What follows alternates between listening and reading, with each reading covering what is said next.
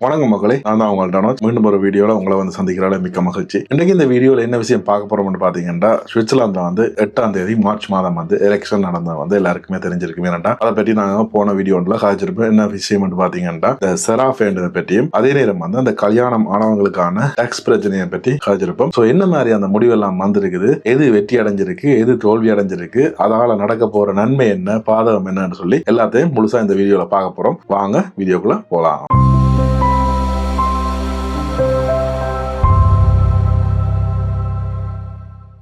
அதாவது மக்களே, சுவிட்சர்லாந்துல இந்த 8ஆம் தேதி எலெக்ஷன் நடந்தது. இதை நான் போன வீடியோல செராஃபேக்கான அந்த வீடியோல சொல்லியிருப்பேன் என்னென்ன விஷயம் நடக்க போகுதுன்னு சொல்லி. அந்த விஷயங்களுக்கு எல்லாம் முடிவுகள் வந்துட்டுது. அதுல நாங்க முதலாவது பார்க்க போற விஷயம் என்னன்னு பாத்தீங்கன்னா, இந்த டாக்ஸ் சிஸ்டத்தை பற்றி தான் பார்க்க போறோம். அதாவது டாக்ஸேஷன் ஒரு முடிவுக்கு வந்திருக்கு. அதாவது இதுவரை காலம் இருந்தது மாற்றப்பட்டிருக்கு. இதுவரை காலம் கல்யாணமானவர்கள் சம்பாதிப்பது ஒன்றா சேர்ந்து டாக்ஸ்ல எடுத்து கொண்டிருந்தார்கள். அதாவது பாத்தீங்கன்னா, இங்க வெட்டிங் ஆனவர்கள் சொல்ற விஷயம் என்னன்னு பாத்தீங்கன்னா, இது ஒரு வெட்டிங் பெனால்டி சொல்லி சொல்லுவாங்க. என்னத்துக்கு பாத்தீங்கன்னா, கல்யாணமானவர்களுக்கான தண்டனை என்ற மாதிரி இதை கூறுவார்கள் என்று பார்த்தா, தங்களுடைய வரி பணத்தை செலுத்த ஒரு 10% அதிகமாக செலுத்த வேண்டி இருக்கும். என்னத்துக்கு பாத்தீங்கன்னா, 2 பேரோட வருமானத்தையும் கூட்டித்தான் அவங்களுக்கு டாக்ஸ் செய்ய வேண்டி வரும். அப்பைக்கு டாக்ஸ் பிராக்கெட் என்ற ஒரு சிஸ்டத்துக்குள்ள போயிடும். அதாவது பாத்தீங்கன்னா, 2 பேரும் சேர்ந்து செய்யும் போது அவர்கள் அதிகப்படியான வரியை செலுத்த வேண்டி வந்துடும். சோ அந்த நடைமுறை இனி நீங்கி அவர்கள் தனித்தனியா தனி நபர்கள் மாதிரி அவர்களோட டாக்ஸை கிளைம் பண்ணக்கூடிய மாதிரி இப்ப கொண்டு வந்திருக்காங்க.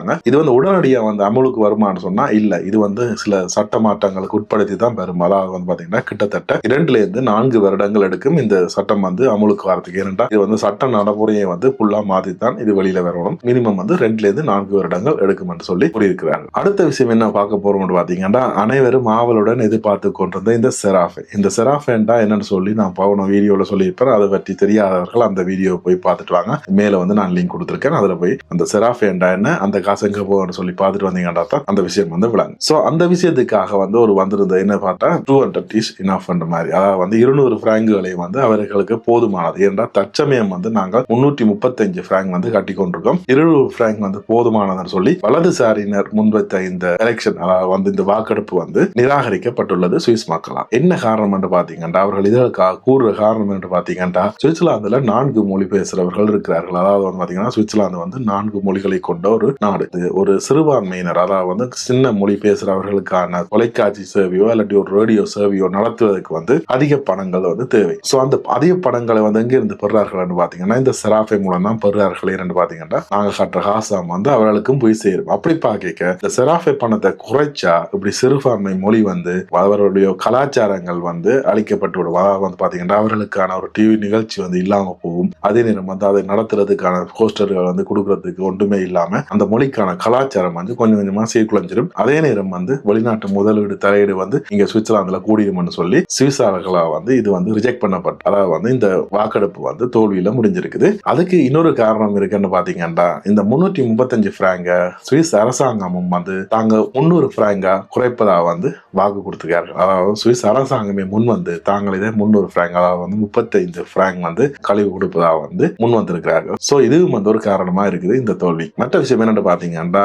இந்த மீள் உற்பத்தி செய்யக்கூடிய எனர்ஜி, அதாவது என்ன விஷயத்துல எல்லாம் வருதுன்னு பாத்தீங்கன்னா, இந்த எனர்ஜி செக்டர்ஸ், அதாவது பாத்தீங்கன்னா சோலார் சிஸ்டமா இருக்கட்டும் சரி, ஒரு காற்றாலையா இருக்கட்டும் சரி, சுவிட்சர்லாந்துல வருங்காலங்கள்ல இந்த ஆல்ப்ஸ் மலைகள் இருக்கிற இடங்கள்ல எல்லாம் இன்னும் கூடுதலா வைக்கலாம்னு சொல்லி ஓகே பண்ணியிருக்கார்கள். என்ன காரணம் பாத்தீங்கன்னா, இப்ப நடந்து வர்ற இந்த போர் சூழ்நிலையில சுவிட்சர்லாந்துக்கு ஒரு கரண்ட், அதாவது மின்சாரத்தை பெறுவது வெளிநாடுகளில் தான் பெற்றுக் கொண்டிருக்கிறார்கள். அங்கேயும் பெற முடியாத நிலை வந்தா சுவிட்சர்லாந்து தற்சார்பா தனக்கு தேவையான மின்சாரத்தை தானே உருவாக்கணும்ன்றதுக்காக வருங்காலத்துல நீங்க ஆல்ப்ஸ் மலைகள்லையும் மற்றும் அதை தொடர்ந்த சுற்றுச்சூழலையும் இப்படியான சோலார் சிஸ்டம் மற்றும் காற்றாலைகள் அமைப்பதற்கு ஒப்புக்கொண்டிருக்கிறார். சோ இது சுவிட்சர்லாந்தோட தற்சார்பு பொருளாதாரத்துல ஒரு பெரிய ஒரு முன்னேற்றத்தை கொண்டு வரும்னு சொல்லியும் எதிர்பார்க்கிறார். மற்றது பாத்தீங்கன்னா, ஹெல்த் கேர் கோஸ்ட் பிரேக்னு சொல்லி இன்னொரு வாக்கெடுப்பு முன்னுக்கு வந்தது. அதாவது பாத்தீங்கன்னா, எங்களுடைய ஹெல்த் கேருக்கான இன்சூரன்ஸ் ஒவ்வொரு வருஷம் கூடிக்கொண்டே போகிறது. ஆனால் எங்களோட சம்பளங்கள் மருத்துவமனைகள் வந்து அதே நிலையில இருக்குன்னு சொல்லி பெரிய பிரச்சனைகள் வந்து போய் கொண்டு வந்தது. இதற்காக வந்து ஒரு வாக்கெடுப்பு நடத்தப்பட்டது. என்னன்னு பாத்தீங்கன்னா இந்த கோஸ்ட் பிரேக் சொல்லி, அதாவது ஹெல்த் கேர் கோஸ்ட் பிரேக் சொல்லி நடத்தப்பட்டது. இது வந்து தோல்வியில முடிஞ்சிருக்கு. என்னதுன்னு பாத்தீங்கன்னா இந்த கோஸ்ட் பிரேக் இந்த சிஸ்டம் வந்துச்சுன்னா அரசாங்கத்துக்கு வந்து பெரிய பெரிய பட்ஜெட் வந்து அரசாங்கம் தான் கொடுக்க வேண்டி வரும். அப்படி அரசாங்கத்திடம் பட்ஜெட் இல்லாத காலகட்டத்தில் அரசாங்கம் வந்து மருத்துவமனைக்கான செலவுகளையும் பெரிய பெரிய ஆபரேஷனுக்கான செலவுகளையும் வந்து தவிர்க்கலாம். அதாவது வந்து பாத்தீங்கன்னா பெரிய பெரிய சிகிச்சைகள் எல்லாத்தையும் வந்து குறைக்கிறதுக்கான வாய்ப்புகள் வந்து இருப்பதா அவர்கள் வந்து மக்கள் வந்து அஞ்சி அதுக்கும் வந்து இல்லைன்னு சொல்லி வாக்களித்திருக்கார்கள். அதாவது வந்து இந்த கோஸ்ட் பிரேக் வந்து வேணாம் சொல்லி வாக்களித்திருக்கார்கள். ஆனா இதுல இன்னொரு நல்ல விஷயம் நடந்திருக்குன்னு பாத்தீங்கன்னா அரசாங்கம் வந்து இப்ப ஒவ்வொரு மருத்துவமனைக்கா இருக்கட்டும் சரி, ஒரு மருத்துவ தொழில் செய்யற இடங்களுக்கா இருக்கட்டும் சரி, அதாவது வந்து பாத்தீங்கன்னா பார்மசியா இருக்கட்டும் சரி, அவர்களுக்கான செலவுகள் மற்றும் வந்து என்னென்ன சிஸ்டத்துக்கு எவ்வளவு செலவு முடிஞ்சிருக்கு எல்லாத்தையும் வந்து டிரான்ஸ்பரன்சியா வந்து காட்ட சொல்லி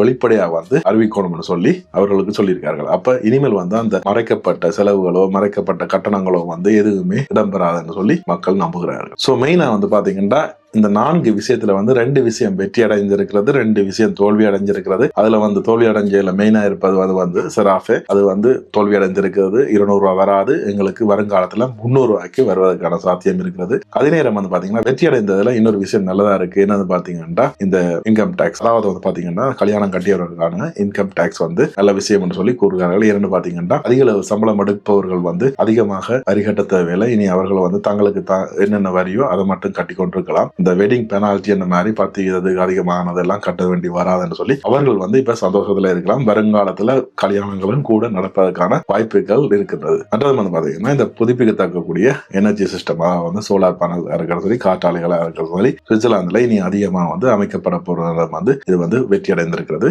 அமைக்க வேண்டும் என்று சொல்லி. சோ அதுவும் வந்து ஒரு நல்ல விஷயமா வந்து பார்க்கப்படுகிறது. சோ இந்த வாக்கெடுப்புல வந்து மொத்தமா வந்து எவ்வளவு பேர் கலந்து கொண்டார்கள் என்று பாத்தீங்கன்னா கிட்டத்தட்ட 51% மேல ஆனவர்கள் வந்து கலந்து கொண்டிருக்கிறார்கள். அதாவது வந்து இது ஒரு நல்ல ஒரு ஜனநாயகமாக வந்து பார்க்கப்படுகிறது. என்னன்னு பாத்தீங்கன்னா அதிகமானவர்கள் வந்து கலந்து கொண்டு இந்த வாக்களை செலுத்தித்தாமல் இந்த சட்டங்கள் வந்து நிறைவேற்றப்பட போகிறது, அமலாக்கப்பட போகிறது. சோ இது வந்து ஒரு ஜனநாயக நாடு என்றதை வந்து மீண்டும் மீண்டும் மக்கள் நிறைவேற்றிக் கொண்டிருக்கிறார்கள். சோ இது போன்ற ஒரு சுவாரஸ்யமான செய்தியோட உங்களை வந்து மீண்டும் சந்திக்கும் வரை உங்களிடம் விடைபெற்றுக் கொள்வது உங்கள் தனோஜ். நன்றி, வணக்கம்.